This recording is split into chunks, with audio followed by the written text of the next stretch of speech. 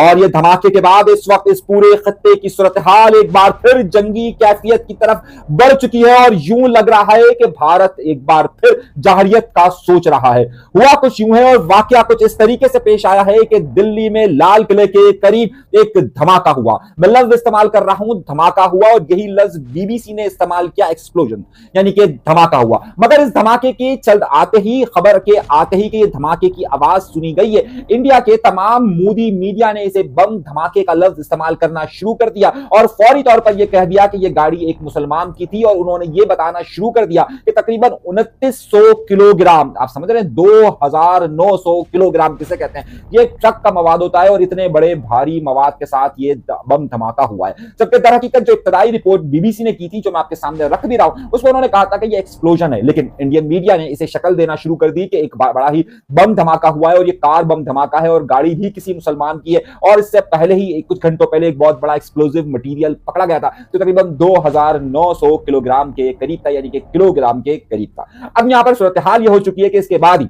फौरी बात ही आपको मैं दिखाऊंगा कि बहुत सारे मीडिया ने खबर चलाना शुरू की कि जनाब ये बाकायदा प्री प्लान बम धमाका हुआ है। और फिर हर बार की तरह इस जाहिरियत को, इस बड़े वाकये को इन्होंने पाकिस्तान की तरफ कन्वर्ट करना शुरू कर दिया और खतरे की घंटियां बजना शुरू हो गई। इस वाकये के एक घंटे के अंदर ही मोदी ने अपना ट्विटर अकाउंट को फाल करना शुरू किया और एक बार फिर इस मामले को गर्म करना शुरू किया। इस वक्त इंडियन मीडिया ये माहौल बनाने की कोशिश कर रहा है कि जनाबे वाला ये तमाम का तमाम सारा का सारा प्री प्लान प्रोग्राम था। मगर आपको याद होगा कि हमने आपको पहले ही कह दिया था कि मामला इंतहाई संगीन होगा। आज तारीख 10 तारीख है और 10 नवंबर का ही अगर आप देखिए तो मैंने आपको कहा था कि 31 अक्टूबर से 10 नवंबर तक कराची से बिल्कुल करीब गुजरात में सरक्रीक के बिल्कुल ही करीब इंडिया ने अपनी फौजी मशकों का सिलसिला शुरू किया हुआ है और अब इसके आखिरी दिन चल रहे थे। इस हवाले से पूरे पाकिस्तान में और पूरे दुनिया की नजरें इस तरफ थी और यह कहा जा रहा था कि इंडिया ये कोशिश कर रहा है कि वो कोई एक बार फिर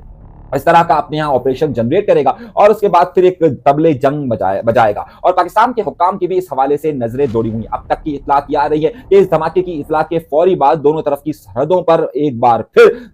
मूवमेंट देखी जा रही है और पाकिस्तान में खासतौर पर जो जुनूबी इलाका है, यानी कि जो बंदरगाह के इलाके जिसमें कराची भी शामिल है, उसके मामला और उसके हिफाजती इंतजाम को सख्त कर दिया गया है। इतलात यह मौसूल हो रही है कि गुजरात में जहां पर इस वक्त इंडिया की मशकें चल रही थी और कराची से इनका फासला बहुत ज्यादा करीब है, यहां पर करीबन कोई 30,000 के करीब इंडिया के फौजी, एयरफोर्स और तमाम लोग यहां पर मौजूद हैं। उसके बाद यह भी इतलात आना शुरू हुई कि उसे फाल किया जा रहा है। यह खबर इस वक्त ब्रेकिंग न्यूज के तौर पर साथ साथ जहां मूव कर रही है, वहीं पर यह इतलात भी मौसूल हो रही है कि इंडिया एक बार फिर यह साजिश कर रहा है कि खुद ही बम धमाका करवाकर अब अभी इन्वेस्टिगेशन से पहले ही, यानी कि अगले चंद मिनटों के अंदर उसे बम धमाके का नाम देना और बम धमाके के बाद उसे इस बात का देना कि यह किसी मुसलमान की गाड़ी थी और उसके बाद ही मुसलमानों को इसका जिम्मेदार करार देकर इसका रुख पाकिस्तान की तरफ मोड़ने की सिर्फ 2 घंटे के अंदर ही कोशिश हुई है। दूसरा अहम नुकता, आइए दूसरी अहम खबरों की तरफ। 27वीं तरमीम बिलाखिर मंजूर हो ही गई और जिसे होना ही था और हस्बे मामूल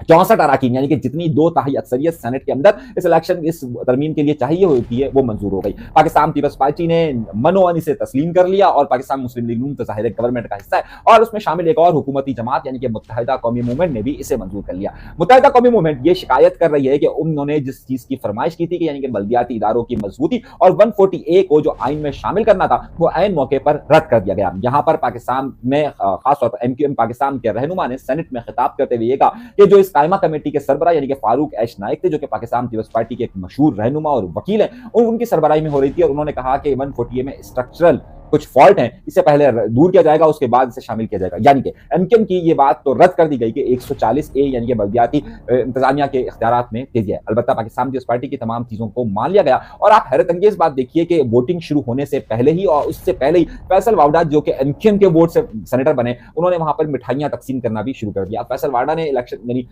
वोटिंग से पहले ही अगर दे दिया तो फिर क्या। अच्छा, वोटिंग की जहां तक बात आ रही है तो मैंने कल आपसे जिक्र किया था कि एमकेएम के जलसे के बाद काफी तब्दीलियां आई और एक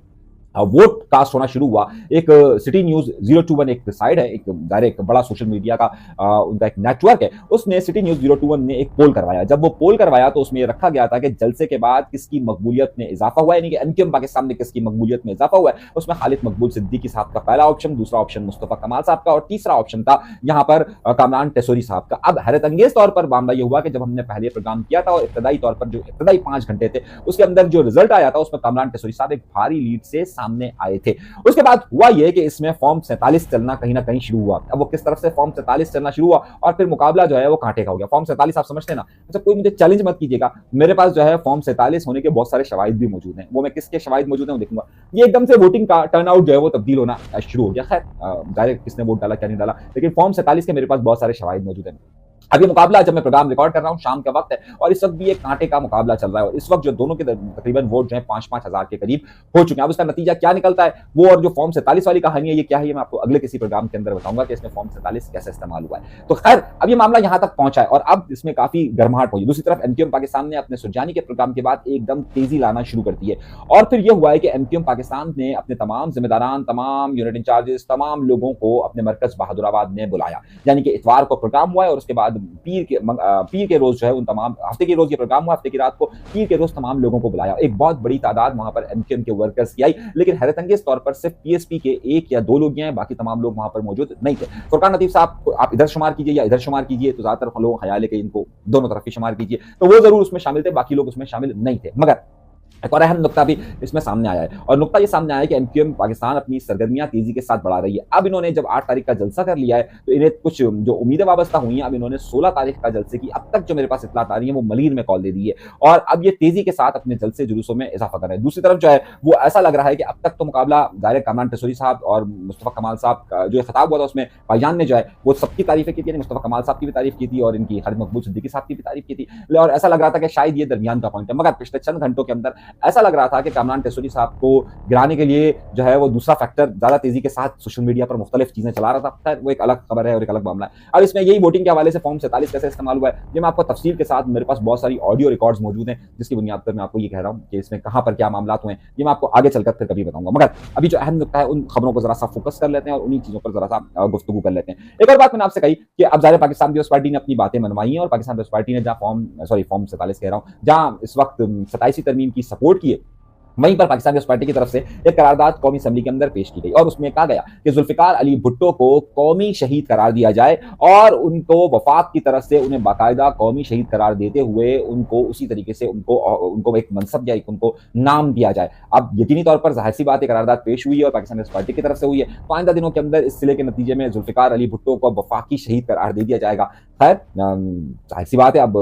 क्या कह सकते हैं, हमारे यहाँ पर होता यही है कि जब जिसका दौर आता है तो वक्त बदलता है तो सब कुछ जो है वो यहाँ पर तब्दील हो जाता है। तो ये सूरत हाल अब तक की जो बड़ी खबरें थी वो मैंने आपको दी है कि इस वक्त कहां पर क्या हो रहा है। 27वीं तरमीम मंजूर हो चुकी है, अब कौमी असेंबली के अंदर इसे मंजूर होने के जाना है। पाकिस्तान और इंडिया के दरमियान एक बार फिर तनाव में इजाफा हो चुका है और खास तौर पर यह तनाव में इजाफा उस वक्त हुआ है कि जब 27वीं तरमीम के जरिए पाकिस्तान ने की जो अस्करी क़यादत है और अस्करी निज़ाम है, यानी कि फौज का जो इंतजामी निज़ाम है, उसमें काफ़ी तब्दीलियां हुई हैं और अब पाकिस्तान ने बाकायदा फील्ड मार्शल साहब को ताहयात फील्ड मार्शल साहब का ओहदा दे दिया गया है। पाकिस्तान के चीफ ऑफ आर्मी स्टाफ जो है वो एक नए और ओहदे पर भी चले जाएंगे। अब इस सारे इंतजामी मामला तब्दीली और जंग के तबल बचना ये एक बड़ी हैरतअंगेज बात है। देखना ये कि अब ट्रम्प इंतजामिया जो कि काफी बार ये कह चुकी है कि 8 जहाज गिर चुके हैं, 7 जहाज गिर चुके हैं, 6 जहाज गिर चुके हैं, जो पाकिस्तान के लिए काफी सॉफ्ट कॉर्नर की हैसियत रखते थे, अब इस सारे मामले में वो फौरी तौर पर कोई दरमियान में आते हैं